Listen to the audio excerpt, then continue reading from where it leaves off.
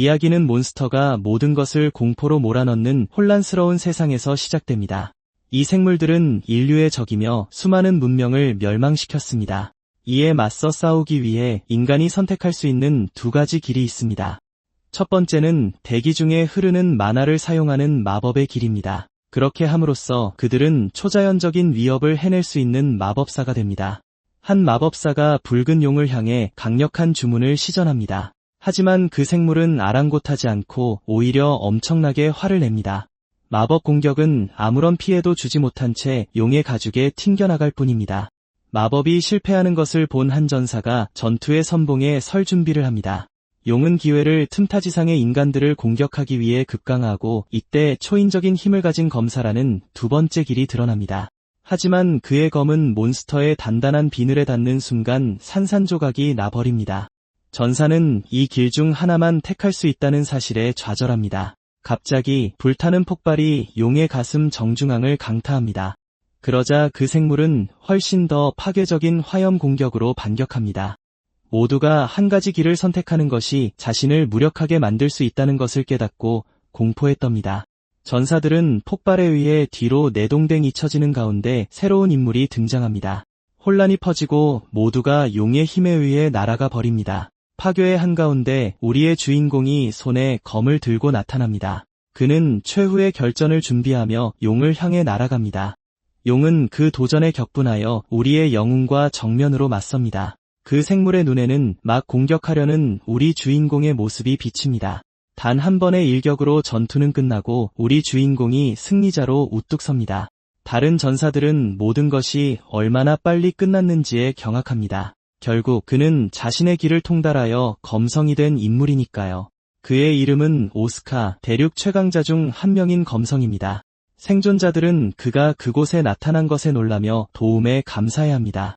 하지만 오스카는 그저 나머지는 자신에게 맡기고 여기서 벗어나라고 말합니다. 모두가 우리 영웅의 위압적인 존재감에 할 말을 잃습니다. 그가 걸어가는 동안 한 가족이 무사히 재회하며 기뻐합니다. 오스카는 마법 대신 검을 선택했고 정상에 올랐다고 회상합니다. 바로 그때 한 남자가 어린 소녀에게 마술을 보여주는 것을 보고 오스카는 자신이 포기했던 마법의 빛의 넋을 잃습니다. 그는 자신의 검으로 많은 사람들에게 영감을 주었다는 것을 알고 있습니다. 마치 눈앞의 마법을 경외심에 찬 눈으로 바라보는 저 어린 소녀처럼 말이죠. 오스카는 어렸을 때 자신도 똑같이 마법에 매료되었던 것을 기억합니다. 그는 어린 시절 느꼈던 마법에 대한 갈망이 여전히 남아있음을 인정합니다. 회상이 시작되며 산에서 훈련하는 우리 영웅의 모습이 보입니다. 어린 나이부터 그는 검술 훈련에 온전히 몸을 바쳤습니다. 다른 사람들은 그의 헌신과 노력을 보며 훈련하는 그를 지켜보곤 했습니다. 두 제자가 훈련을 지켜보는데 그중 한 명이 스승님은 단 하루도 빠뜨리지 않는다고 말합니다. 그는 우리 영웅이 훈련을 시작하기 전에는 이 지역이 평지였으나 매일의 격렬한 훈련으로 땅이 꺼지고 분화구가 생겼다고 설명하고 그동안 오스카는 완전히 집중한 표정으로 훈련을 계속합니다. 그 제자는 그 이야기와 스승의 엄청난 힘에 입이 떡 벌어집니다. 갑자기 그의 친구가 손에 든 두루마리를 가리키며 전할 말이 있음을 상기시킵니다. 그러자 그 소녀는 격렬한 훈련을 중단시키며 스승님을 부릅니다. 그는 달려가 수도에서 우리 영웅에게 직접 온 편지를 건넵니다. 오스카가 내용을 읽자 제자는 그의 반응에 걱정하며 나쁜 소식이냐고 묻습니다. 우리 영웅은 그저 용을 쓰러뜨린 것에 대한 훈장일 뿐이라며 약간 투덜거립니다. 제자는 어색해하며 그런 일에 불평할 사람은 스승님밖에 없을 거라고 말합니다. 결국 그는 정치에 질렸고 수도에서는 제대로 된 훈련조차 할 수 없으니까요. 소녀는 그제야 스승님이 얼마나 진심으로 검을 사랑하는지 깨닫습니다. 우리 주인공은 그저 생각에 잠긴 표정으로 옆을 바라봅니다. 그는 미소를 지으며 그렇게까지 사랑하는 건 아니라고 말하며 검의 달인인 아버지가 시켜서 검을 선택했다고 밝힙니다. 제자는 이 폭로에 완전히 혼란스러워하며 전혀 이해하지 못합니다. 오스카는 이 길을 자신의 자유의지로 선택한 것이 아니라고 계속 설명합니다. 그는 사실 재능을 가진 제자가 부럽다고 덧붙입니다. 그러자 소녀는 자신이 원해서 아카데미에 들어왔지만 재능을 잃을까 두렵다고 말합니다. 그는 때때로 지금이라도 마법사가 될 수 있을지 궁금하다고 고백합니다.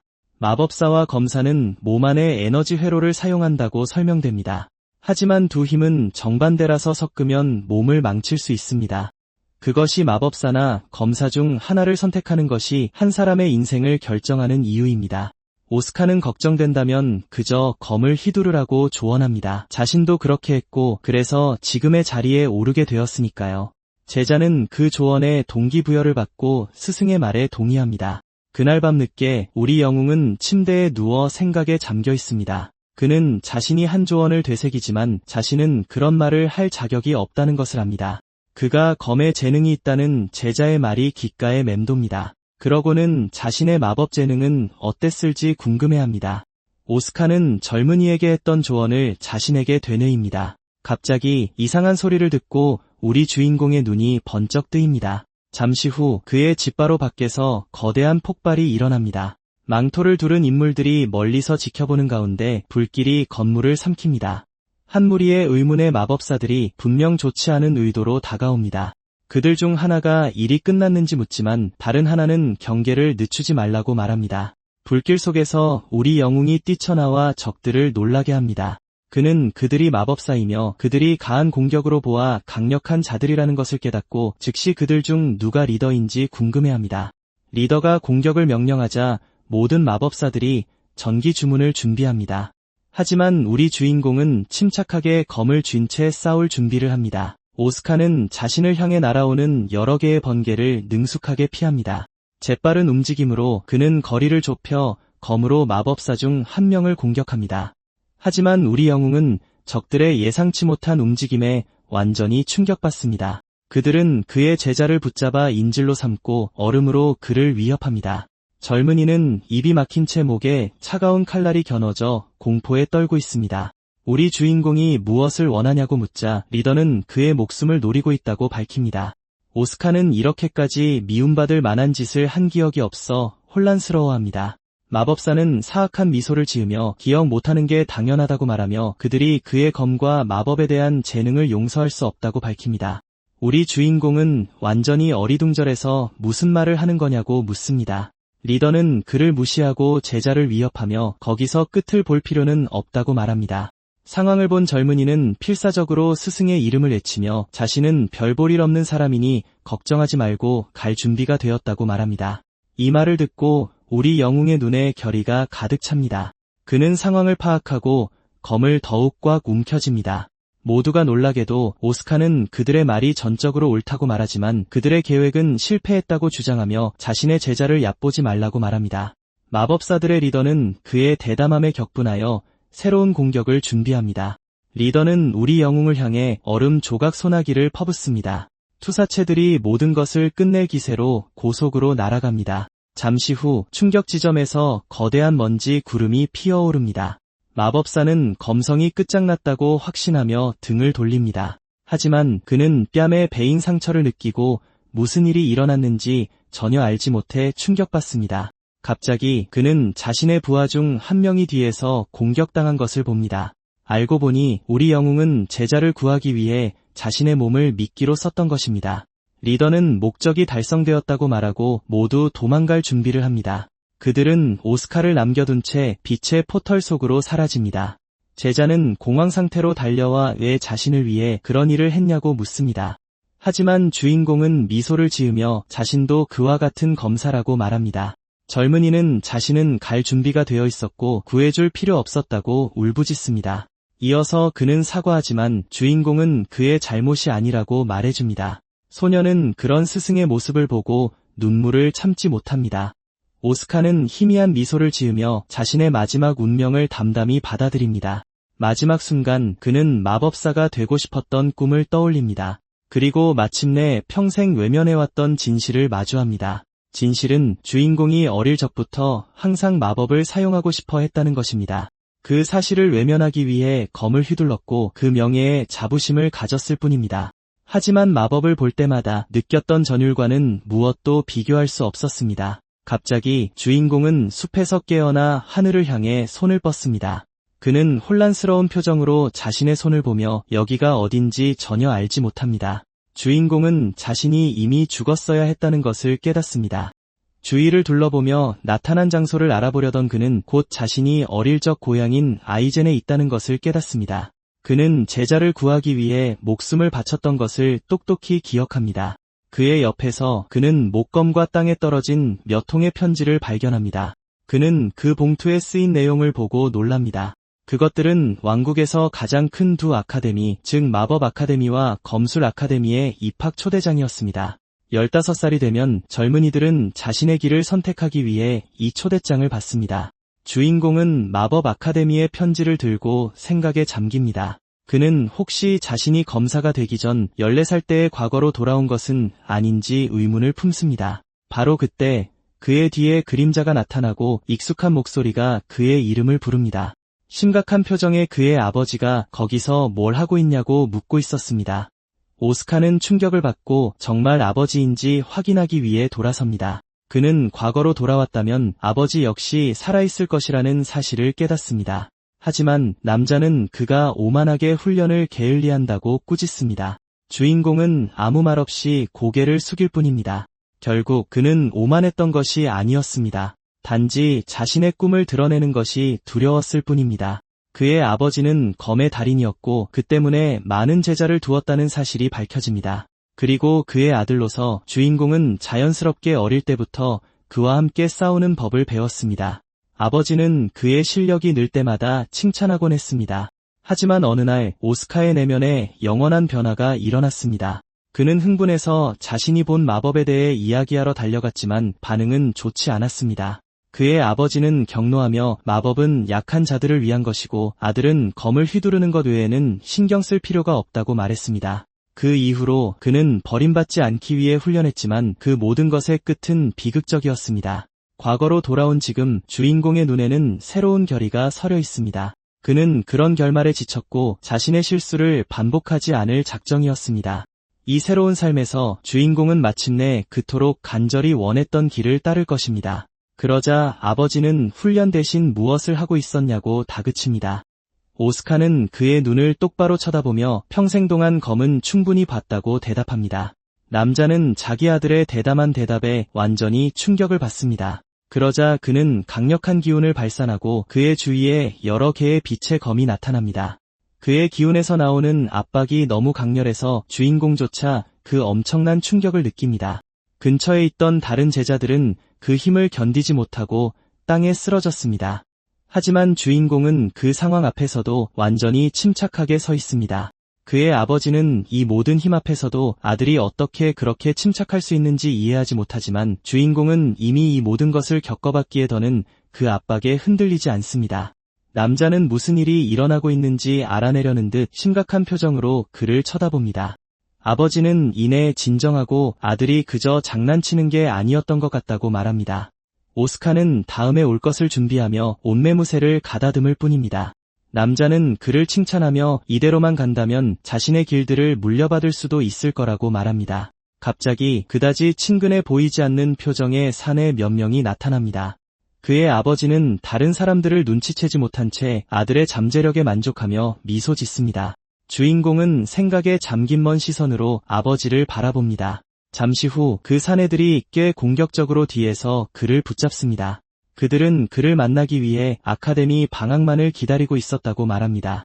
무리의 우두머리는 그에게 검에 대해 한두 가지 가르쳐주겠다고 말합니다. 주인공은 이맘때 이 녀석들도 주변에 있었다는 것을 기억해냅니다. 그들은 아버지의 명령에 따라 항상 함께 싸웠던 그의 훈련 상대였습니다. 하지만 그들이 아카데미에서 검기를 깨우치면서 모든 것이 변했습니다. 그 후 그들은 자신들의 울분을 풀기 위해 그를 괴롭혔습니다. 현재로 돌아와 불량배는 그 자리에서 그에게 싸움을 겁니다. 그는 자랑스럽게 자신의 검기를 과시하며 준비하라고 말합니다. 오스카는 검기가 극복할 수 없는 힘의 격차를 만든다는 것을 알고 있습니다. 모두가 놀랍게도 그는 돌아서서 걸어가기 시작합니다. 미소를 지으며 주인공은 지금까지 일어난 모든 일에 대해 감사를 표합니다. 남자는 완전히 충격을 받고 이런 태도를 어떻게 받아들여야 할지 전혀 모르고 잠시 후 주인공은 자신의 목검을 물속으로 던져버립니다. 불량배들은 그가 겁쟁이라 부르며 검을 버린 것을 조롱합니다. 무리의 우두머리는 그가 검사에 수치라며 맹렬하게 돌진합니다. 하지만 주인공은 위협 앞에서도 등을 돌린 채 완전히 미동도 하지 않습니다. 이윽고 그는 돌아서서 이제 마법사가 될 것이기 때문에 더는 검을 사용하지 않을 것이라고 밝힙니다. 남자는 상관하지 않고 검기를 발동시킨 채 공격할 준비를 하며 돌진합니다. 하지만 주인공은 아무런 두려움 없이 차분하고 평온한 표정을 유지합니다. 어쨌든 검기를 이용한 신체 강화는 속도를 크게 증가시킵니다. 하지만 주인공이 믿을 수 없을 만큼 쉽게 피하면서 공격은 그를 스쳐 지나갑니다. 그러자 오스카는 이 속도로는 그의 공격이 절대 통하지 않을 것이라고 말합니다. 불량배는 격분하며 검은 단순한 무기가 아니라 신체의 연장선이라고 말합니다. 그는 다시 공격하지만 주인공은 인상적인 민첩함으로 피합니다. 주인공은 자신의 몸이 본능적으로 움직이고 있다는 것을 깨닫습니다. 예전에 훈련할 때처럼 남자는 단 한 번의 공격도 마치지 못하는 것을 이해하지 못하고 절망에 빠집니다. 그래서 주인공은 재빨리 반격할 기회를 잡습니다. 그는 손으로 검을 쳐내고 마지막 일격을 준비합니다. 간단한 동작으로 그는 쉽게 불량배를 땅에 쓰러뜨립니다. 남자는 방금 일어난 일을 믿을 수 없다는 듯 바닥에 쓰러져 있습니다. 주인공은 진지하고 매우 노련한 시선으로 그를 내려다보며 비무장 상대를 두고 자신의 리치를 버렸냐고 묻습니다. 불량배는 그 가르침과 엄청난 수준 차이에 겁을 먹습니다. 불량배의 친구들이 그를 부축해 그곳에서 데리고 나갑니다. 주인공은 그들이 떠나는 것을 보며 당분간은 저들이 멀리할 것이라고 생각합니다. 그는 전생에 아버지가 강제로 자신을 각성시켰던 것을 기억하며 주먹을 쥡니다. 같은 실수를 피하기 위해 그는 이번에는 먼저 만화를 얻기로 결심합니다. 목표를 염두에 두고 주인공은 숲속을 걷기 시작합니다. 그는 잠시 걷다가 얼굴에 땀을 닦으며 장소를 찾는 듯합니다. 주인공은 외진 곳을 찾아 그곳에서는 아무도 자신을 볼 수 없을 것이라고 생각합니다. 기억 하나가 떠오르고 그는 한 마법사에게 마법 사용법을 물었던 것을 기억해냅니다. 그는 검사들이 어떻게 기운을 사용하는지 설명하고 마법사들은 어떻게 하는지 물었습니다. 녹색 모자를 쓴 소녀는 젊은 전사의 질문에 생각에 잠긴 표정을 짓습니다. 그녀는 물뿌리개와 양동이를 옆에 두고 꽃들 옆에 앉아 있었습니다. 그러자 마법사는 실제적인 예시로 물뿌리개를 집어들고 그들에게 마법은 식물의 물뿌리개를 사용하는 것과 매우 비슷하다고 말합니다. 주인공은 혼란스러워하며 물뿌리개가 무슨 상관이 있는지 궁금해합니다. 소녀는 만화가 자연적으로 존재하며 대기 전체를 채우고 있다고 설명합니다.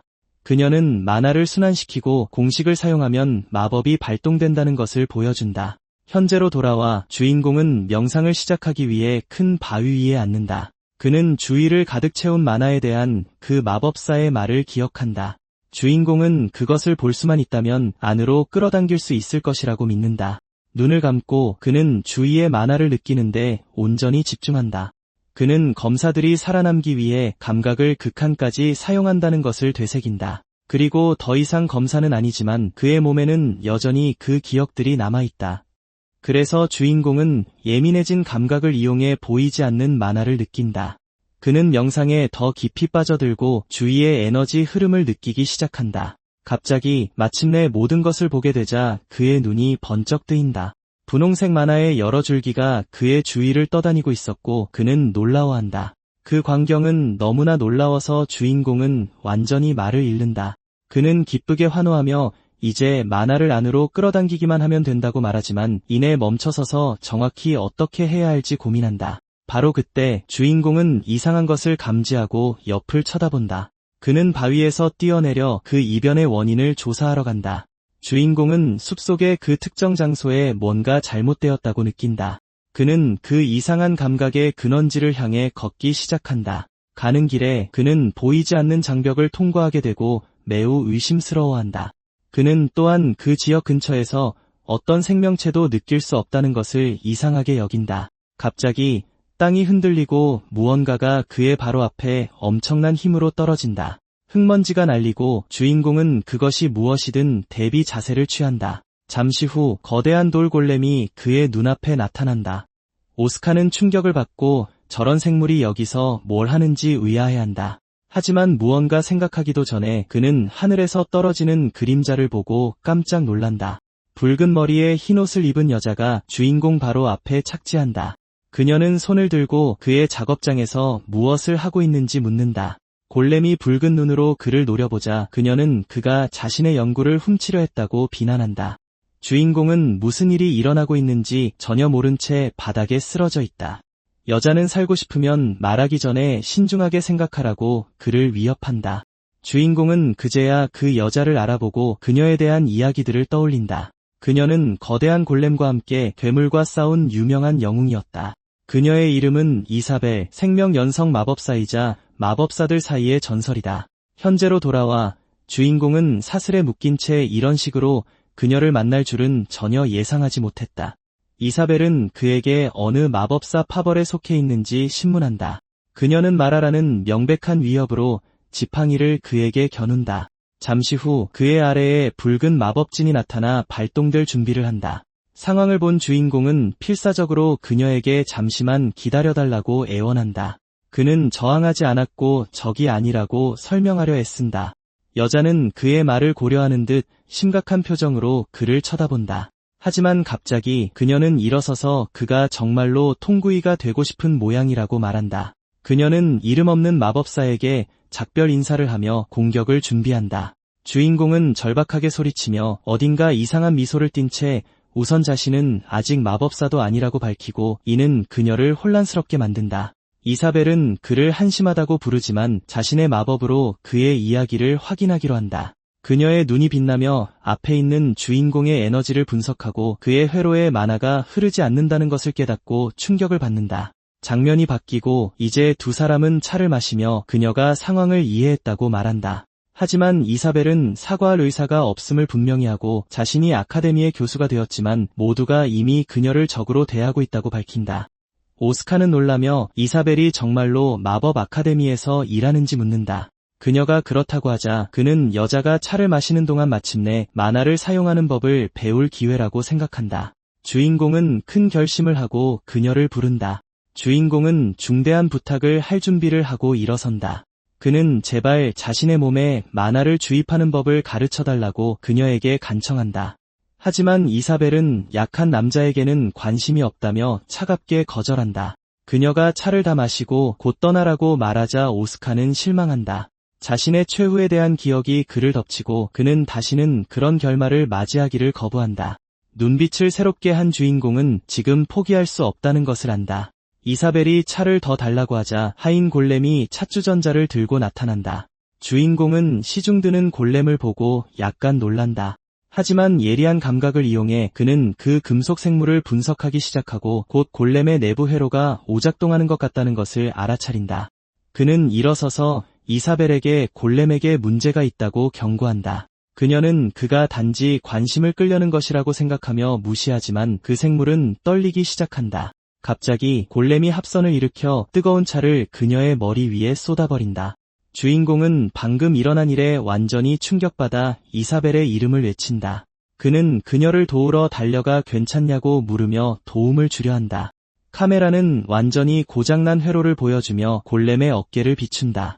이사벨은 충격에 빠져 오른쪽 어깨의 회로가 멈춰버렸다는 것을 깨닫는다. 주인공은 손수건을 집어 이사벨이 팔에 묻은 뜨거운 차를 닦는 것을 돕는다. 그녀는 완전히 충격받은 채로 그가 어떻게 골렘이 오작동할 것을 알았는지 묻는다. 그는 만화의 흐름이 이상해 보였다고 말하고 그녀가 만화를 볼 수 있는지 묻자 그가 만났던 녹색 모자를 쓴 마법사의 기억이 그의 마음속에 스쳐 지나간다. 그는 만화가 보이지 않는다고 말했던 그녀를 기억하고 이사벨에게 자신은 그것을 볼 수 있다고 확인시켜준다. 여자는 그제야 그가 왜 자신의 결계를 뚫을 수 있었는지 이해한다. 주인공은 검사로서의 삶과 모든 경험을 떠올리며 이 능력이 검사의 본능에서 온 것인지 아니면 자신이 제거되기 전에 그 의문의 마법사가 말했던 재능일지도 모른다고 생각한다. 갑자기 이사벨이 일어서서 그의 이름을 부르자 주인공은 놀란다. 자신감 있는 미소와 함께 그녀는 그에게 만화 사용법을 가르쳐주겠다고 말한다. 그는 혼란스러워하지만 그녀는 여전히 무능한 남자는 좋아하지 않는다고 재차 말한다. 하지만 그녀는 그가 자신의 흥미를 끄는데 성공했다고 인정하며 그에게 손을 내민다. 주인공은 안도하며 새로운 기회에 기뻐하며 미소 짓는다. 두 사람은 확고하고 단호한 악수로 거래를 성사시킨다. 장면이 바뀌고 이사벨이 칠판을 사용하며 수업이 시작된다. 그녀는 만화는 이미 흡수되고 있기 때문에 그가 잘못 생각하고 있다고 설명한다. 주인공은 어떻게 하면 만화가 자신의 회로를 통해 흐르게 할 수 있는지 묻는다. 그녀는 도표를 그리며 만화는 그것을 받아들일 공식이 있을 때만 흐른다고 말한다. 주인공은 호기심을 느끼며 이른바 공식이라는 것이 정확히 무엇인지 묻는다. 미소를 지으며 그녀는 그에게 특정 주문이 그려진 마법 종이를 보여준다. 주인공은 매우 흥분하며 그것이 무슨 주문인지 묻지만 그녀는 비밀로 한다. 이사벨은 그에게 몸속의 힘을 시각화하여 공식에 쏟아부으라고 지시한다. 주인공은 즉시 도전을 받아들이고 최선을 다하겠다고 말한다. 하지만 여자는 이 과업이 완료되려면 적어도 한 달은 걸릴 것이라고 생각한다. 하지만 그녀는 만화를 보는 그의 재능이 진짜라면 아마도 주인공이 보름 만에 모든 것을 끝낼 수도 있을 것이라고 생각한다. 그는 무엇을 해야 할지 이해하려 했으며 지시사항을 혼잣말로 되풀이한다. 주인공은 이것이 자신의 검기를 단련하는 것과 같다는 것을 깨닫고 마음을 집중한다. 눈을 감고 그는 그것을 느끼기 위해 자신의 내면에 완전히 집중한다. 그의 정신 공간에서 그는 자신의 몸과 에너지의 흐름을 시각화할 수 있고 미소와 함께 마침내 자신의 내부를 순환하는 만화를 발견한다. 에너지가 밝게 빛나고 그는 과정의 다음 단계를 준비한다. 그는 손을 뻗어 모든 힘을 바닥에 있는 마법 종이로 향하게 한다. 갑자기 이사벨의 눈이 그녀가 본 것에 대한 순수한 놀라움으로 커진다. 주인공은 눈을 뜨고 만화가 이미 종이 위에 있다는 것을 깨닫는다. 마법을 마스터하는 것은 다시 걷는 법을 배우는 것과 같은 느린 과정이라고 설명된다. 이사벨은 그가 해낸 속도에 입이 떡 벌어진다.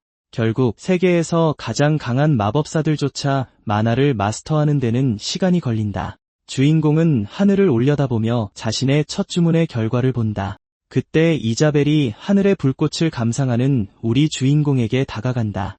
그녀는 그가 단 한 번의 시도로 만화를 터득했다는 것을 믿을 수 없다.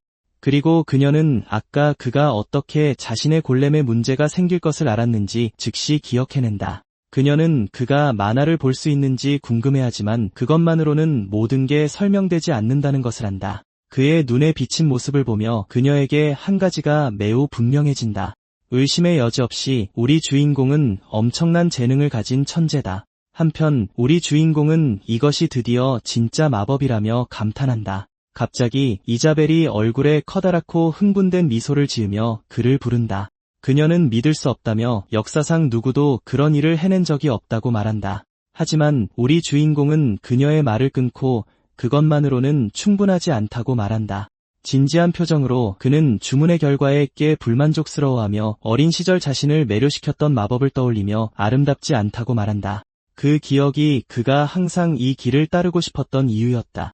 그에게 마법은 특별한 것이고 그가 한 것은 그 근처에도 미치지 못한다. 그는 종이를 가리키며 마법 공식의 특정 부분을 보여주고 그곳의 만화 흐름이 아까의 골렘처럼 이상하게 느껴졌다고 말한다. 오스카가 그녀의 의견을 묻자 그녀는 완전히 당황하고 혼란스러워한다. 그 순간 그는 그저 평범한 마법사가 되고 싶었던 게 아니라는 것을 깨닫는다. 사실 우리 주인공은 완벽하고 매우 아름다운 마법을 사용하고 싶어한다.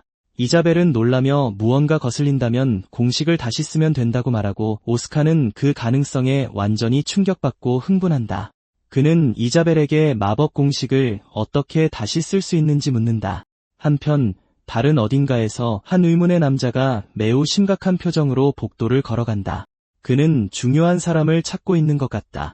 그는 곧 아까 우리 주인공에게 호되게 당했던 불량배들을 발견한다. 미스타라는 남자가 다가와 그들에게 무슨 일이 있었는지 묻는다. 소년들은 겁에 질려 자신들의 잘못이 아니라고 말하려 한다. 하지만 미스타는 차가운 시선으로 무슨 일이 있었는지 다시 물으며 고집한다. 공포가 녀석들을 덮치고 그들은 무엇을 해야 할지 어떻게 설명해야 할지 모른다. 그들 중 한 명이 미스타에게 자신들이 당한 구타에 대해 이야기하기 시작한다. 그 남자는 믿을 수 없는 이야기를 들으며 턱이 빠질 듯 놀란다.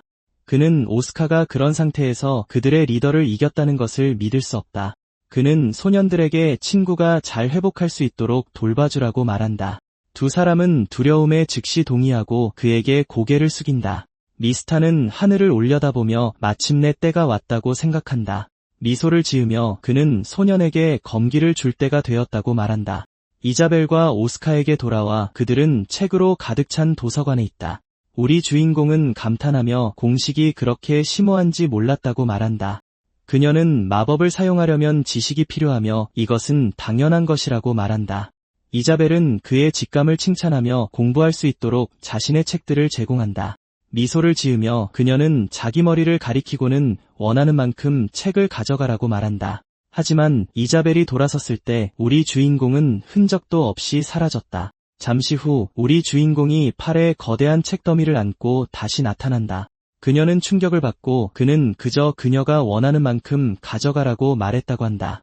이자벨은 말문이 막혔지만 그때 갑자기 아주 중요한 것을 기억해낸다.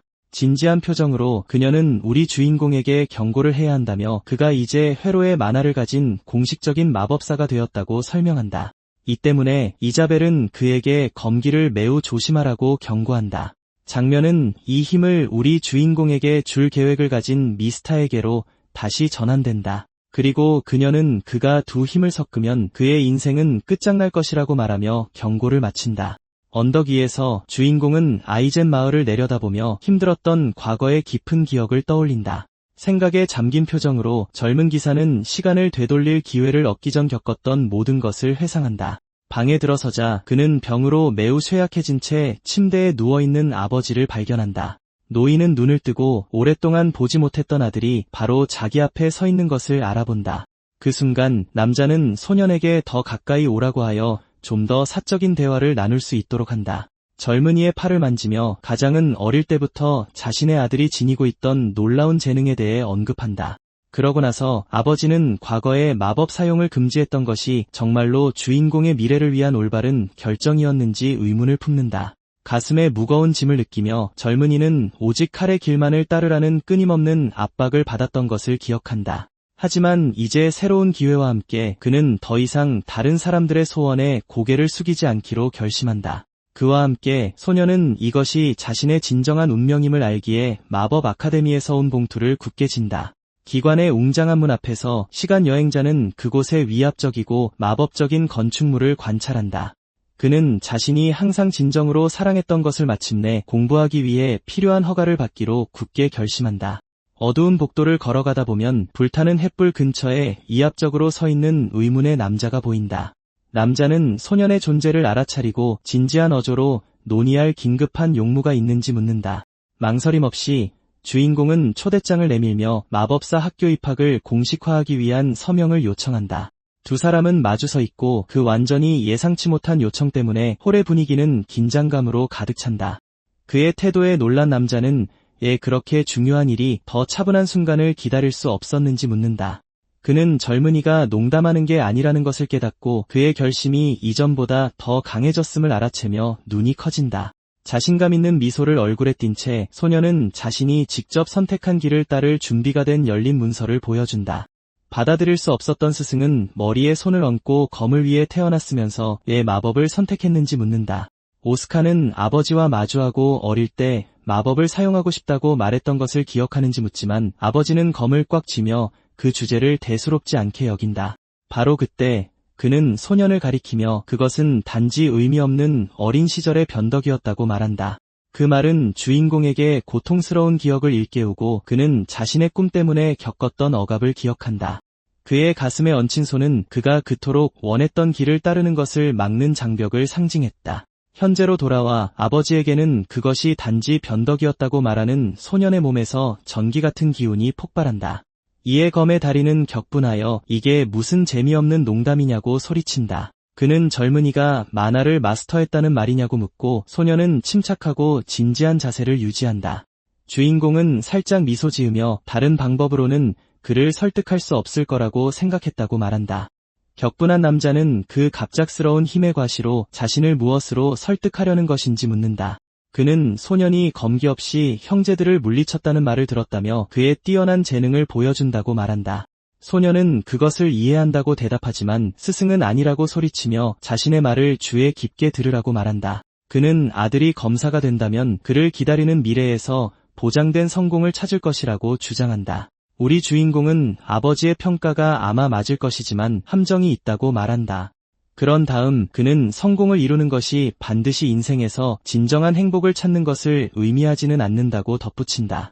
양쪽 모두 자신의 결정에서 물러설 기미가 보이지 않자 두 사람은 교착 상태에 빠진 채 홀에 가만히 서 있다. 그러자 남자는 얼굴에 손을 얹고 마침내 아들의 관점을 이해하는 것처럼 보인다.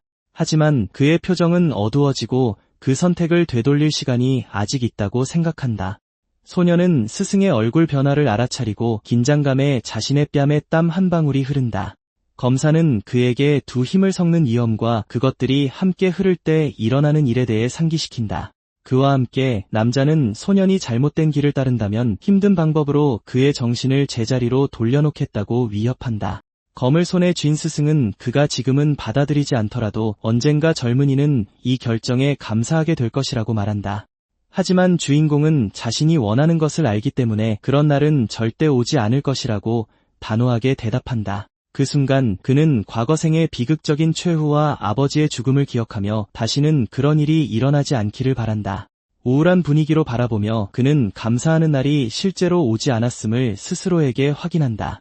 검의 다리는 자신의 무기를 옆으로 던지고 아들에게 싸울 자신의 검을 가져오라고 말한다. 도전적인 몸짓으로 남자는 공정한 싸움을 위해 적어도 그 정도는 기다려 주겠다고 말한다. 시간 여행자는 눈을 감았다가 다시 떴을 때 그의 표정에는 새로운 결의가 나타난다. 그는 편지를 들어 보이며 아버지에게 자신은 이제 마법사이며 더 이상 자신을 방어하기 위해 검이 필요하지 않다고 상기시킨다. 마법 아카데미 인장이 찍힌 봉투는 소년이 자신을 위해 선택하는 새로운 삶을 상징한다. 상징적인 행동으로 소년은 초대장을 불 속에 던져 종이와 아카데미에 들어갈 기회를 태워버린다.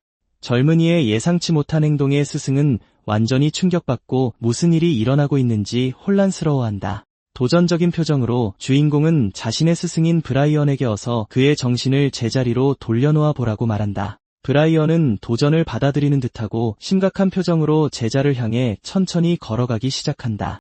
그는 보라색 기운을 방출하며 소년에게 약간의 압박을 견뎌냈다고 해서 자만하지 말라고 경고한다. 재빠른 움직임으로 스승은 기운을 두른 칼날을 들고 소년의 대담함을 끝내기 위해 돌진합니다. 하지만 주인공은 에너지가 담긴 공격을 마치 손에 쥔 것처럼 감지할 수 있어 침착함을 유지합니다. 이것은 그가 어렸을 때 전투를 위해 감각을 익혔던 훈련을 떠올리게 합니다. 주인공의 눈에 비친 모습은 스승의 공격이 다가오는 것을 보여주지만 그는 완전히 준비되어 있습니다. 그와 함께 보라색과 흰색의 섬광이 홀을 가득 채우며 두 사람의 대결이 마침내 시작되었음을 알립니다.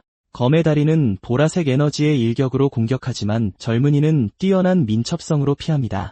아직 땅에 있는 소녀는 롤모델로서 가장 존경했던 검사는 의심할 여지 없이 바로 자신의 아버지였다고 말합니다. 이에 남자는 다가와 소년이 말이 너무 많다고 하지만 그는 다음에 올 모든 것에 대비해 일어섭니다. 그러자 스승은 그의 회피를 칭찬하며 길드에서 검기를 사용하지 않고는 아무도 똑같이 할 수 없다고 말합니다. 주인공이 그를 진지하게 쳐다보는 동안 나이든 남자는 그의 검술 재능이 진짜라고 단언합니다. 이 때문에 검객은 단 한 번의 기회에 모든 것을 걸겠다며 소년에게 그 순간 자신의 기운을 받아들이라고 말합니다. 주인공은 아버지에게 따끔한 교훈으로 버릇을 고쳐주겠다고 말한 사람이 바로 아버지였다는 것을 상기시킵니다. 얼굴에 미소를 띤 소녀는 단지 한 대도 맞추지 못했다는 이유로 그 약속을 깨자는 것이냐고 묻습니다. 스승은 소년의 대담함에 할 말을 잃고 그의 반항적인 태도에 바보라고 부릅니다. 그 순간 젊은이는 아버지에게 재능이 전부인 것처럼 자신에게도 중요한 것이 있다고 설명합니다. 일종의 깃털을 들고 주인공은 무슨 일이 있어도 포기할 수 없는 것이 있다고 말합니다. 그러자 스승은 이 중요한 것이 무엇일지 의문을 품으며 혹시 검이냐고 묻습니다. 자신감 있는 미소와 함께 소녀는 그 물건이 사실 마법 지팡이라는 것을 밝혀 모두를 놀라게 합니다. 그는 이것이 초보자용 모델일 뿐이라고 덧붙이지만 그의 눈에는 강한 결의가 담겨 있습니다. 마법을 사용하려면 지식이 필요하다는 이자벨의 기억이 떠오르고 그는 이에 대해 생각합니다. 현재로 돌아와 주인공은 지팡이를 들고 바로 이 순간 아버지는 무슨 일이 일어날지 전혀 모르고 있으며 실제로 그 노인은 소년이 자신의 주장을 증명하기 위해 무엇을 할지 전혀 짐작하지 못하고 있다고 생각합니다. 망설임 없이 검객은 공중으로 뛰어올라 땅에 있는 상대를 향해 강력한 공격을 날립니다. 하지만 소녀는 공격의 모든 움직임을 분석하는 듯한 푸른 빛을 보고 눈이 커집니다. 이 빛은 주인공 주위의 여러 공격 경로를 추적하며 이제 그는 모든 것을 명확하게 볼 수 있습니다. 옅은 미소를 지으며 시간 여행자는 아버지의 돌격에 대한 반격을 준비합니다. 그는 싸움 시작부터 마음속에 품고 있던 계획을 실행하기 위해 지팡이를 손에 들고 돌아섭니다. 검의 달인의 칼날이 전력으로 들어오지만 소녀는 예상치 못한 방식으로 그 공격을 막아냅니다. 눈을 집중한 채 그는 아무도 다치게 하지 않고 이기기 위한 전략의 다음 단계를 준비합니다. 빠르고 정확한 움직임으로 소녀는 상대방을 무장 해제시키고 이제 그의 검을 쥡니다. 그 순간 그는 그저 꿈 많은 아이였을 때 인생에서 처음으로 보았던 마법을 기억합니다. 그것은 그가 꿈에서 반복적으로 보았던 바로 그 마법이었습니다. 그가 이 길을 따르도록 영감을 준 마법. 그가 그토록 원하고 마음속으로 그렸던 마법. 그의 언어로는 스파크 또는 스피자라고 불리는 마법. 그는 그 마법적이고 편안한 빛에 둘러싸인 흔들의자에 앉아있던 어머니를 회상합니다. 현재로 돌아와 스승은 아들이 해낸 일에 완전히 충격을 받고 할 말을 잃습니다. 밝은 빛의 불꽃이 주문의 강렬한 빛으로부터 자신을 보호하려는 남자 주위에서 폭발합니다. 그는 얼굴에 손을 대고 아름답지만 시야를 가리는 그 마법에 대해 불평합니다. 눈을 파랗게 빛내며 주인공은 상대방이 정신 팔린 틈을 타 뒤에서 접근합니다. 그러자 검객은 격렬하게 소리치며 젊은이의 의도가 그 빛으로 자신을 눈멀게 하려는 것이었냐고 묻습니다. 하지만 소녀는 그저 아니라고 대답하고 놀라운 움직임으로 검을 홀건너편 멀리 던져버립니다. 칼날이 떨어져 돌바닥에 박히면서 아버지와 아들 사이의 무력 대결은 완전히 끝이 납니다. 검에 비친 모습에서 우리는 두 사람이 가만히 서 있는 것을 보며 공기 중의 긴장감이 서서히 사라지기 시작합니다. 그러자 주인공은 아버지가 시력 없이 오직 기척만으로 싸울 것이라고 믿었다고 설명합니다. 목에 손을 얹은 채 남자는 첫 번째 마법이 교란용이었음을 깨닫고 목표가 무엇이었는지 묻습니다. 그러자 소녀는 여러 기술 속에 자신의 진짜 의도를 숨기는 것은 아버지가 가르쳐준 것이라고 말합니다. 패배한 검객은 홀에서 방금 일어난 일을 믿을 수 없다는 듯 얼굴에 손을 댑니다. 그는 아들의 검술 재능은 보증할 수 있지만 마법의 길에 대해서는 의문을 제기합니다. 남자는 이 불확실한 비전 마법에 대한 그의 재능을 세상 누가 보증해 줄 것이냐고 묻습니다. 하지만 침착한 미소로 젊은이는 자신이 따르고 싶은 길을 보여줬을 뿐이라고 대답합니다. 그러자 주인공은 아버지가 누군가 그의 재능을 보증했기 때문에 검객이 되었냐고 묻습니다. 이 질문은 스승에게 그의 사고방식을 바꾼 과거의 대화를 떠올리게 합니다. 그의 기억 속에서 그는 아들이 미래의 검을 추구해야 할지 마법을 추구해야 할지 고민했습니다. 임신한 아내 옆에 앉아 그는 소년이 칼에 재능이 있을 것이라고 믿었습니다. 하지만 그의 아내는 미소 지으며 그가 어렸을 때 검이 멋있다고 생각해서 선택했을 뿐이라고 상기시킵니다. 그녀는 그 길이 아들의 것이고 결정은 아들이 내려야 하므로 자신들이 대신 선택해줄 필요가 없다고 말합니다. 현재로 돌아와 검의 달인은 소년이 검성이 될 것이라고 생각했다고 말합니다. 그가 떠나려고 돌아서자 주인공은 그의 갑작스러운 반응에 혼란스러워하며 그를 부릅니다. 남자가 걷기 시작하자 젊은이는 그를 따라가며 왜 그렇게 멀어지는지 이해하지 못합니다. 그러자 스승은 몸을 숙여 주인공이 아까 불 속에 던졌던 추천서를 집어듭니다. 아버지의 행동은 시간 여행자를 완전히 놀라게 하고 극도로 혼란스럽게 만듭니다. 얼굴에 미소를 띤 채 그는 편지를 들고 그 깃털로는 서명할 수 없을 것이라고 말합니다. 장면은 신입생들이 도착하는 크고 웅장한 마법 아카데미로 바뀝니다. 누군가 편지를 읽으며 올해 신입생들은 매우 재능 있는 그룹인 것 같다고 말합니다. 안경을 쓴 여성이 중요한 귀족들 외에도 다른 거물들이 도착한다고 언급합니다. 그녀는 모두를 놀라게 하며 학력까지 아카데미에 입학할 것이라고 밝힙니다. 감명받은 표정으로 교관은 그녀가 이미 기초 마법과 가문의 세습 능력을 모두 마스터했다고 말합니다. 서류를 들고 남자는 신입생들의 수준이 매우 높다는 것을 알기에 만족스러운 미소를 짓습니다. 한편 중앙홀에서는 누군가 수업 시작 준비에 문제가 없는지 묻습니다.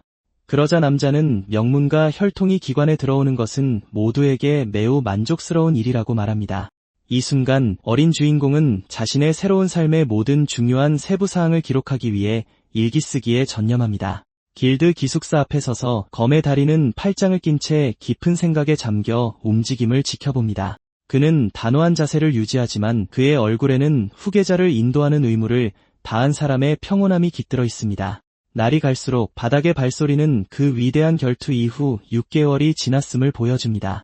시간은 말도 안 되게 빨리 흘렀고 주인공은 준비가 너무 빨리 끝났다고 느끼며 안뜰을 걷습니다.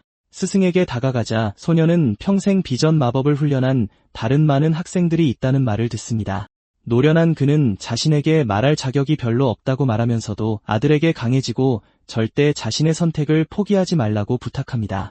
이 조언을 듣고 소녀는 아버지가 자신을 얼마나 진심으로 아끼는지 깨닫고 눈이 커집니다. 얼굴에 미소를 띤 채 젊은이는 세상에 자신의 아버지보다 더 위협적인 사람은 없다고 농담합니다. 미소와 함께 그는 마침내 아들의 운명을 받아들였음을 보여줍니다. 그 말을 끝으로 시간 여행자는 떠난다고 말하고 걸어가기 시작하고 노인은 그가 가는 것을 지켜봅니다. 공식 서류를 들고 소녀는 꿈에 그리던 학교의 입학을 최종적으로 확정하는 브라이언의 서명을 봅니다. 군중 속에서 주인공은 이제 저 벽 안에서 진짜 도전이 시작된다는 것을 알며 자신의 길을 따릅니다. 그는 아카데미가 제공할 어떤 미스터리에도 맞설 준비가 된 것을 느끼며 큰 자신감으로 올려다봅니다. 그러자 거대한 문이 활짝 열리며 새로운 마법사를 위한 장대한 여정의 시작을 알리는 강렬한 빛을 내뿜습니다.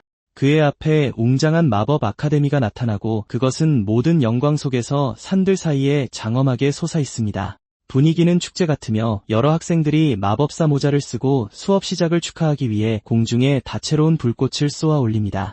바로 아래에는 작은 노음 음악가 밴드가 모든 신입생들을 위한 환영회를 활기차게 하기 위해 드럼과 호른을 연주하는 것이 보입니다. 하늘을 올려다보며 소녀는 다람쥐 꼬리처럼 보이는 망토를 두르고 빗자루를 타고 날아다니는 다른 학생들을 아주 재미있게 발견합니다.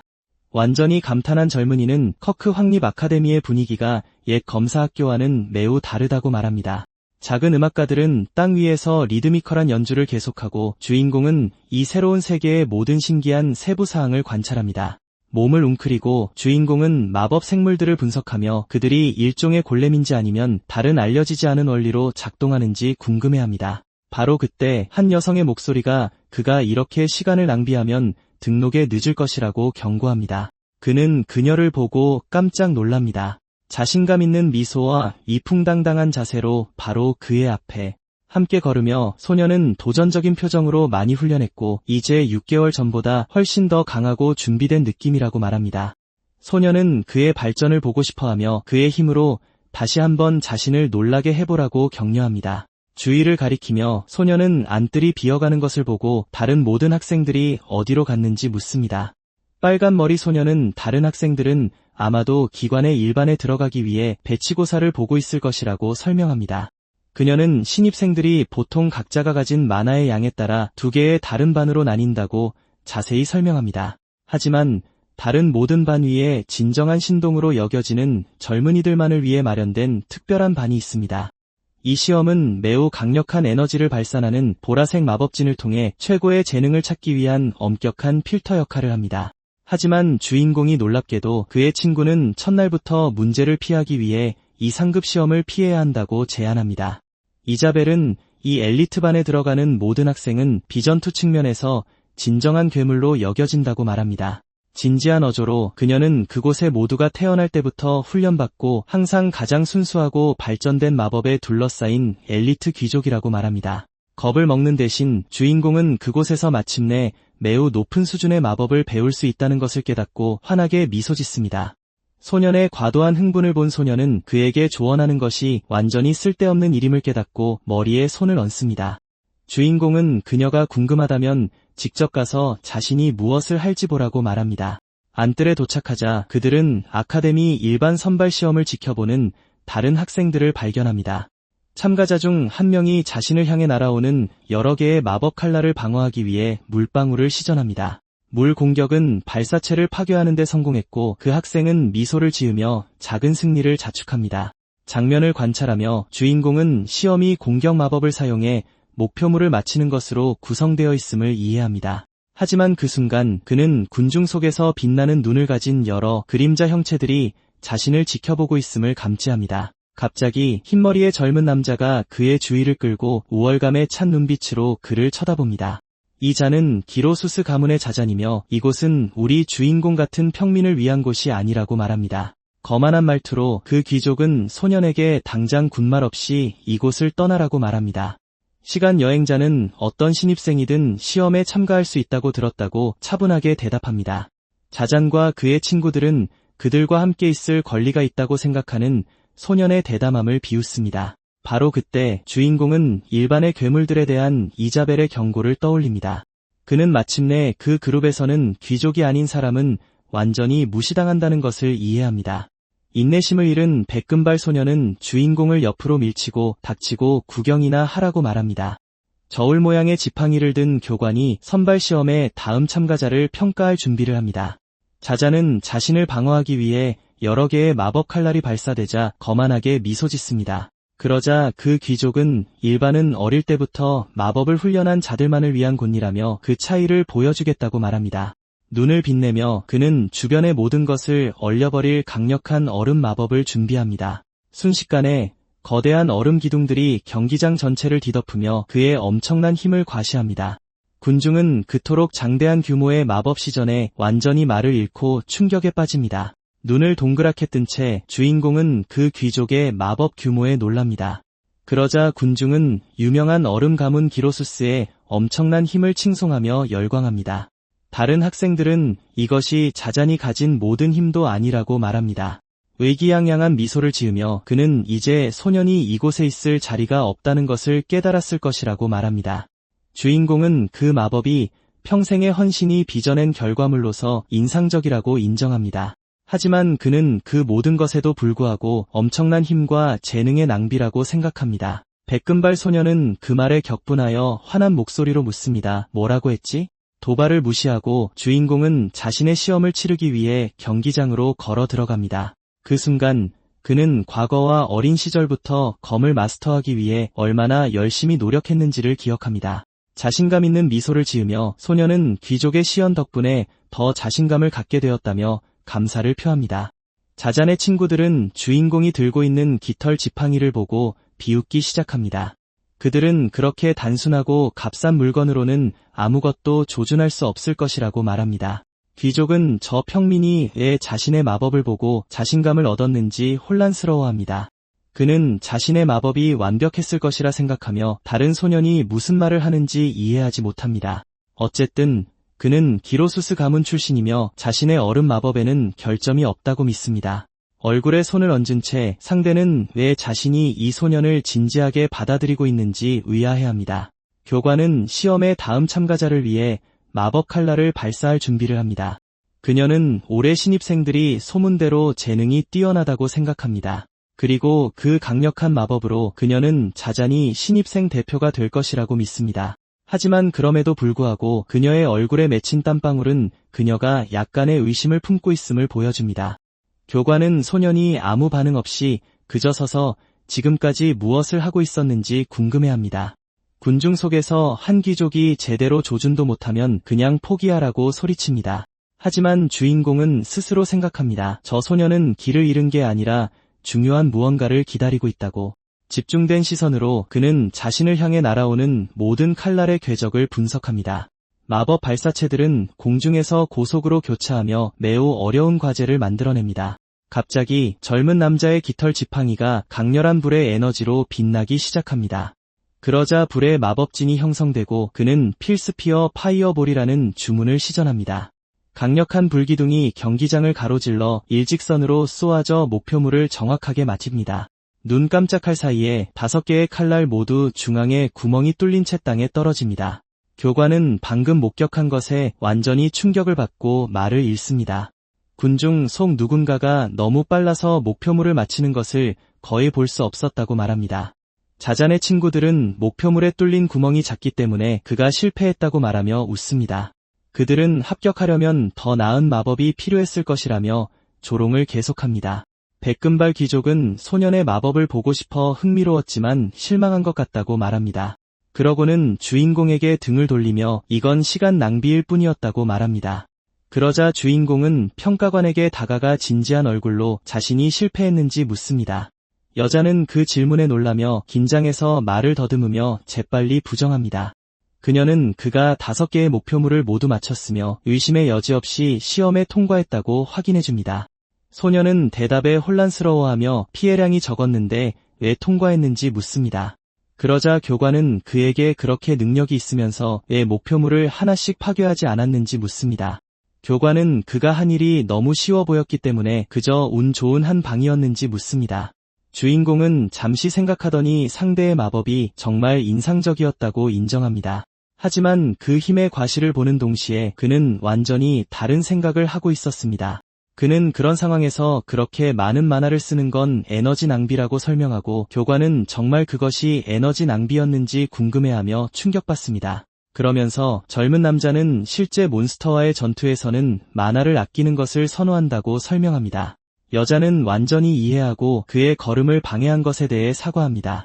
그는 아카데미 거리를 계속 걸어가며 주변의 모든 것을 관찰합니다. 이 순간 내레이터는 그가 기다릴 용기와 목표물을 마칠 정확성을 가졌다고 언급합니다. 평가관은 사용된 마법이 화려하진 않았지만 극도로 효율적이었다는 것을 깨닫습니다. 하지만 주인공은 그곳에 어떤 다른 학생보다 더 많은 잠재력을 보여줍니다. 그가 걷는 동안 그는 빗자루를 타고 날아다니며 화창한 날을 즐기는 다른 학생들을 봅니다. 그러자 소녀는 그곳의 선생님들이 정말로 대단한 마법사들이라고 생각합니다. 그 순간 젊은 남자는 학교의 축제 분위기를 느끼며 자신의 길을 계속합니다. 하지만 갑자기 단호한 발소리가 땅에 울려 퍼지며 주인공을 즉시 멈추게 합니다. 깜짝 놀란 검은 머리 소녀는 자신을 지켜보는 사람이 누구일지 궁금해하며 뒤를 돌아봅니다. 수수께끼의 목소리는 그가 눈이 좋고 기척을 알아채는 직감이 날카롭다고 말합니다. 그러자 한 인물이 무슨 일이 일어나고 있는지 혼란스러워하는 학생 앞으로 뛰어내립니다. 낯선 이는 차분하게 착지하며 새롭고 재능 있는 마법사를 만나게 되어 기쁘다고 말합니다. 그 남자는 이명문 아카데미의 위대한 교장 발사미스임이 밝혀집니다. 이 순간 주인공은 존경의 표시로 고개를 숙이고 혹시 모를 무례에 대해 사과하지만 학교의 리더에게서 무언가 이상한 점을 발견했을 때 젊은 남자의 표정이 완전히 바뀝니다. 그는 기이하고 무서운 환영을 보며 눈이 휘둥그레진 채 충격에 빠집니다. 그러자 붉은 눈을 가진 후드를 쓴 인물이 어두운 경고처럼 그의 마음속에 나타납니다. 그는 손을 내밀며 신입생에게 정중하게 인사해달라고 부드럽게 요청합니다. 이에 젊은 남자는 눈에 약간의 불안감을 담고 펼쳐진 손바닥을 응시하며 망설입니다. 그리고 두 사람은 악수를 하지만 이 단순한 접촉에서 어두운 에너지가 뿜어져 나오는 것 같습니다. 주인공은 그 다정한 미소 아래에 매우 위험한 것이 숨겨져 있음을 느끼고 깜짝 놀랍니다. 그때 거대한 회오리 바람이 난데없이 나타나 두 사람 주위의 모든 것을 파괴하기 시작합니다. 충격으로 젊은 남자는 폭풍 속에서 균형을 잡으려 애쓰는 동안 멀리 내던져집니다. 하지만 노인은 그가 눈이 좋은 것인지 아니면 유난히 예리한 직감을 가진 것인지 묻습니다. 그는 위풍당당하게 떠다니며 그의 원소 제어 능력이 터무니없는 수준임을 보여줍니다. 그 순간 검은 머리 소녀는 격분하여 교장이 자신을 쓰러뜨리려고 온 것이냐고 묻지만 교장은 그 나뭇가지로 이길 수 있다고 정말 생각하냐며 비웃을 뿐입니다. 그러자 노인은 지팡이로 땅을 내리쳐 주변을 짓누르는 마법적 압력을 방출합니다. 그와 함께 폭풍의 감옥이 소환되어 소년을 바람의 원안에 가둡니다. 주인공은 자신이 궁지에 몰렸고 더 이상 도망칠 곳이 없다는 것을 깨닫습니다. 그는 강력한 장벽을 관찰하고 그곳에서 빠져나가기 위해서는 진지하게 싸워야 한다는 것을 이해합니다. 그 순간 청년은 시선을 집중하며 자신의 진짜 비장의 카드를 보여줄 때라고 결심한다. 그리고 작은 깃털을 이용해 힘을 끌어내며 화염의 마법진을 발동시킨다. 함성과 함께 그는 상대를 향해 공기를 가르는 불타는 화염 투사체를 발사한다. 하지만 공격이 너무 빨라 비행 중이던 베테랑은 불의의 일격을 맞는다. 그는 소년이 입힌 피해가 실제적이고 효과적이었음을 깨닫고 충격에 빠진다. 이에 주인공은 화염이 폭발하며 안뜰 전체를 밝히는 동안 온전히 집중력을 유지한다. 발사미스는 청년이 단순히 마법을 막으려 하지 않고 시전자를 직접 노렸다는 것을 알아챈다. 학장은 싸움 한가운데서 흑발 소년의 대담함에 감탄하며 가볍게 웃음을 터뜨린다. 하지만 주인공은 그 남자가 이런 도발로 무엇을 의도하는지 궁금해하며 경계를 늦추지 않는다. 그러자 청년은 주변에 바람이 강하게 부는 가운데 새로운 공격에 대비한다. 그러자 스승은 그에게 아직 숨이 차지 않았냐고 물으며 반응하지 않았다면 끝장났을 거라고 경고한다. 그는 싸움을 멈추고 그 갑작스럽고 위험한 시험의 진짜 목적을 묻는다. 이 순간 노인은 이곳의 많은 이들에게 마법은 단지 위대한 특권으로만 여겨진다고 설명한다. 그는 너무 눈에 띄는 자들은 결국 오만한 귀족들의 질투의 대상이 된다고 언급한다. 학장은 소년의 진정한 잠재력을 잘못 판단했다며 지금은 매우 감명받았다고 고백한다. 이로써 주인공은 너무 재능이 뛰어나면 강력하고 잔인한 적들을 끌어들일 수 있음을 이해한다. 하지만 베테랑은 평민이 그런 놀라운 힘을 갖는 것을 증오하는 극단주의자들이 있다고 확인해준다. 청년은 주에 깊게 들으며 아카데미에서의 여정이 예상보다 더 어려울 것임을 깨닫는다. 그의 생각은 이내 위대한 재능을 가진 자를 제거하려는 그 어둠의 인물들에게로 돌아간다. 그는 자신의 미래에 그토록 큰 위협이 되는 이들이 누구인지 알려달라고 요구한다. 하지만 노인은 진지해지며 그들의 정체를 아는 것이 청년을 즉각적인 위험에 빠뜨릴 수 있다고 말한다. 그래서 발사미스는 흑발 소년이 먼저 자신을 지킬 힘을 길러야 한다고 조언한다. 주인공은 이곳에서 살아남기 위해 무적이 되어야 할 필요성에 대해 생각한다. 그는 자신이 마주해야 할 거대한 힘을 상상하며 어깨에 놓인 책임의 무게를 느낀다.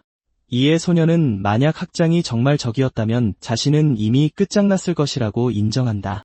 이 순간 스승은 그가 비범한 운명을 짊어지고 있음을 알기에 그저 청년을 지켜본다. 그는 방금 들은 무거운 말들을 되새기며 잠시 눈을 감는다. 그러자 청년은 학장을 마주보고 그의 가슴에 매우 밝은 물건이 있는 것을 발견한다. 목걸이는 순수한 신비 에너지로 가득 찬 물건임을 보여주듯 독특한 방식으로 빛난다. 청년은 노인이 그토록 자랑스럽게 차고 있는 신비한 펜던트가 무엇인지 묻는다. 베테랑은 그 보석이 자신이 마법 성인의 지위에 올랐다는 공식적인 증표라고 설명한다. 이 순간 흑발 소년은 이 칭호가 검성과 마찬가지로 최고 수준의 경지임을 이해한다. 그는 두 길이 모두 전설적이라는 것을 깨닫지만 이제 그는 비전의 힘을 완전히 통달하고자 한다. 학장은 곧 매우 유용할 것이라며 소년에게 작은 물건을 던져준다.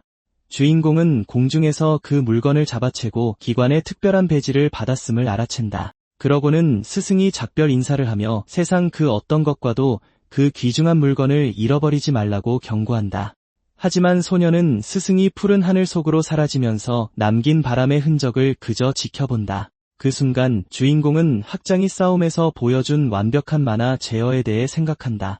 그는 손바닥에 있는 물건에 집중하며 그저 서서 감탄만 하고 있을 때가 아님을 이해한다. 그러자 청년은 이 세계의 모든 것을 배우기 위해 거대한 도서관에서 연구에 몰두한다. 그는 까다로운 교관과 함께 공식을 연습하고 새로운 주문을 만들며 나날을 보낸다. 하지만 그의 비극적인 최후에 대한 끔찍한 환영이 마음속에 스쳐 지나가며 진짜 위험을 상기시킨다. 청년은 이번에는 어떤 습격자에게도 당하지 않겠다고 다짐하며 주먹을 꽉 쥔다. 그는 한때 대륙 최고의 검사였던 과거의 자신을 뛰어넘어야 한다는 것을 안다. 장면은 여러 학생이 학기 소식에 대해 잡담을 나누는 거대한 방으로 바뀐다. 학생들은 처음으로 평민이 일반에 들어왔다며 놀라워한다. 오만한 귀족은 그건 사소한 일이며 평민은 곧 이곳에서 버려질 것이라고 말한다. 누군가 교실문을 통과하자 분위기는 무겁고 긴장감에 휩싸이지만 백발의 청년은 다른 이들을 관찰하고 속삭이며 우월한 자세를 유지한다.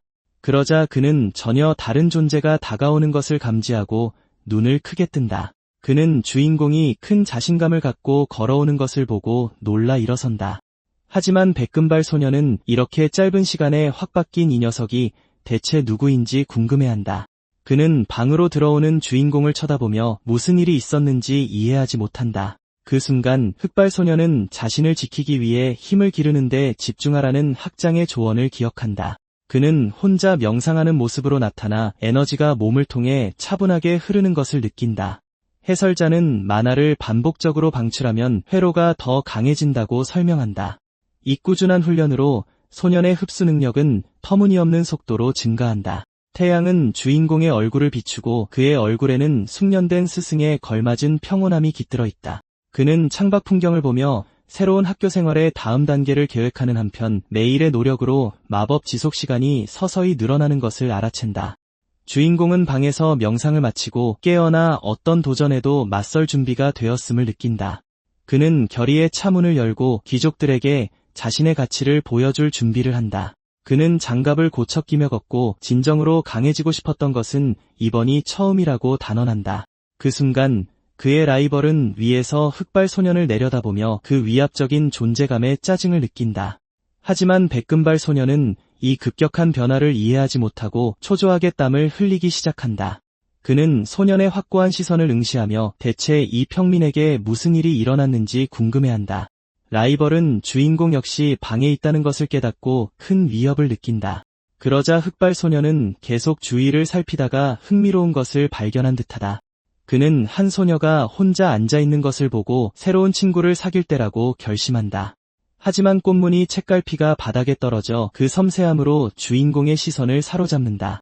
그는 차분히 다가가 물건을 주어 주인에게 부드럽게 돌려준다. 그 순간 청년은 책갈피가 그녀의 것이냐고 물으며 미소와 함께 물건을 보여준다. 소녀는 선물을 돌려받으며 그 사려 깊은 행동에 진심 어린 감사를 표한다. 그녀는 물건을 되찾은 기쁨에 눈을 빛내며 미소 짓고 고마워한다. 그는 그녀가 꽃을 정말 좋아하는 것 같다고 말하고 그 말에 그녀는 약간 부끄러워한다. 그 칭찬에 소녀는 녹색 모자를 쓴 마법사를 떠올리며 그 닮은 모습에 놀란다. 두 사람은 서로를 소개하고 즉시 친해지며 새로운 동맹이 형성되고 있음을 암시한다. 하지만 갑자기 모두 모인 것 같다는 신비한 목소리가 방 안에 울려 퍼진다. 이에 모든 학생은 깜짝 놀라 그 위압적인 목소리가 어디서 오는지 궁금해한다. 그들은 방 전체를 수색하지만 그 권위 있는 목소리의 출처를 찾지 못한다. 그때 책이 저절로 펼쳐지더니 마법처럼 으스스하게 페이지를 넘기기 시작한다. 학생들은 책이 떠있는 동안 무슨 일이 일어나고 있는지 이해하지 못한 채 그 장면을 지켜본다. 하지만 누군가 바닥을 힘차게 밟아 모든 이의 시선을 방 중앙으로 끈다. 안경을 쓴 여자가 나타나 자신의 이름은 루스이며 이 반의 선생님이 될 것이라고 밝힌다. 그녀는 그곳의 모두가 자신의 재능을 증명했기에 일반으로 선발되었다고 말한다. 스승은 다음 주에 괴물을 상대로 실전 전투 수업을 할 것이라고 발표한다. 그는 이 새로운 아카데미 현장 활동을 기대하며 시익 웃지만 소녀는 이렇게 빨리 전투 경험을 쌓을 기회를 얻게 되어 흥분하며 주먹을 쥔다. 그러자 선생님은 균형을 맞추기 위해 5인 1조를 구성할 것이라고 설명한다. 학생들은 각자의 마력에 따라 균형을 맞추는지 묻지만 스승은 이번에는 측정 기준이 회로 성능, 즉 만화 용량이 될 것이라고 말한다. 이 순간 주인공과 그의 새 친구는 이 측정이 어떻게 이루어질지 궁금해한다. 교관은 이 임무를 위해 비장의 카드가 있다는 듯이 신비한 웃음을 터뜨린다. 그녀는 이미 측정을 마쳤다고 밝히고 방 전체에 금빛 원이 빛난다. 그러자 모든 학생은 머리 위에 떠있는 빛의 구슬을 보고 깜짝 놀란다. 안경을 쓴 젊은 여성은 그 현상을 관찰하며 그 강력한 마법이 무엇을 의미하는지 이해하려 애쓴다. 그러자 루스는 그 구체의 강도가 각자의 총 만화 용량을 나타낸다고 설명한다. 백금발 라이벌은 매우 강한 빛을 띠며 그의 수준이 꽤 높다는 것을 증명한다. 다른 학생들 또한 상급 마법을 이용한 전투에서 큰 잠재력을 보여준다. 선생님은 그들 중 몇몇이 희귀한 마스터 수준의 만화를 가지고 있다며 감탄한다. 하지만 그녀는 선발 시험에서 모두를 놀라게 한 그 평민의 결과가 어떨지 궁금해한다. 반 친구들은 그가 정말 일반에 속할 자격이 있는지 의문을 제기하며 소년을 조롱한다. 그들은 평민은 영원한 평민이며 아무도 그와 팀을 이루고 싶어 하지 않을 것이라고 속삭인다. 주인공은 지금은 그런 생각을 할 때가 아니라는 것을 깨닫고 정말 중요한 것에 집중한다. 하지만 갑자기 누군가 아주 섬세한 손길로 그의 어깨를 건드려 생각에서 깨어나게 합니다. 그러자 책갈피를 든 소녀가 그에게 그룹을 만들어 함께 도전에 맞서자고 제안합니다. 그가 정말이냐고 묻자 젊은 여성은 꽃을 좋아하는 사람치고 나쁜 사람은 없다며 그렇다고 말합니다. 하지만 그녀는 먼저 레빈이라는 사람에게 물어봐야 한다고 말하고 주인공은 상황에 혼란스러워합니다. 젊은 남자는 리더로 보이는 레빈이라는 사람이 누구인지 궁금해합니다. 그때 붉은 머리 소년이 정말로 신입을 그룹에 넣고 싶냐고 묻습니다. 그는 약자를 보호하는 것이 귀족의 의무라고 말하며 마지못해 그 생각을 받아들이는 듯 보입니다. 그들이 걸어가는 동안 그녀는 그가 마법을 얼마나 오래 연습했는지 묻고 주인공은 약 6개월 정도 되었다고 말합니다. 그 순간 다른 학생들이 그들 옆을 지나가며 반에서 새로 형성된 우정을 지켜봅니다. 미소를 지으며 소녀는 기회를 준다면 정말 감사할 것이라며 그룹에 끼워달라고 부탁합니다. 한편 반의 다른 학생들도 훈련을 위해 각자 그룹을 형성하는 모습이 보입니다. 그러자 붉은 머리 소년과 검은 머리 소년이 마주서고 둘 사이의 분위기가 약간 긴장되어 보입니다. 하지만 젊은 여성은 그가 어떻게 단 6개월 만에 그렇게 많은 것을 배웠는지 의아해하며 완전히 충격받습니다. 그러자 그는 귀족들은 어릴 때부터 마법을 배우니 그 차이는 당연하다며 걱정하지 말라고 그녀에게 말합니다. 붉은 머리 소녀는 씩 웃으며 그를 데려가긴 하겠지만 짐꾼으로만 쓸 거라고 말합니다. 하지만 검은 머리 소녀는 그룹에 합류할 수 있는 것만으로도 기쁘다며 괜찮다고 대답합니다. 복도를 걸어가면서 소녀는 소년이 마법을 연습한 지 얼마나 되었는지 묻습니다. 그러고는 그동안 운 좋게도 자신을 가르쳐줄 사람을 찾았다고 설명합니다. 평온한 표정으로 젊은 남자는 아카데미의 모든 사람에게 자신의 가치를 증명할 준비가 되어 있음을 보여줍니다.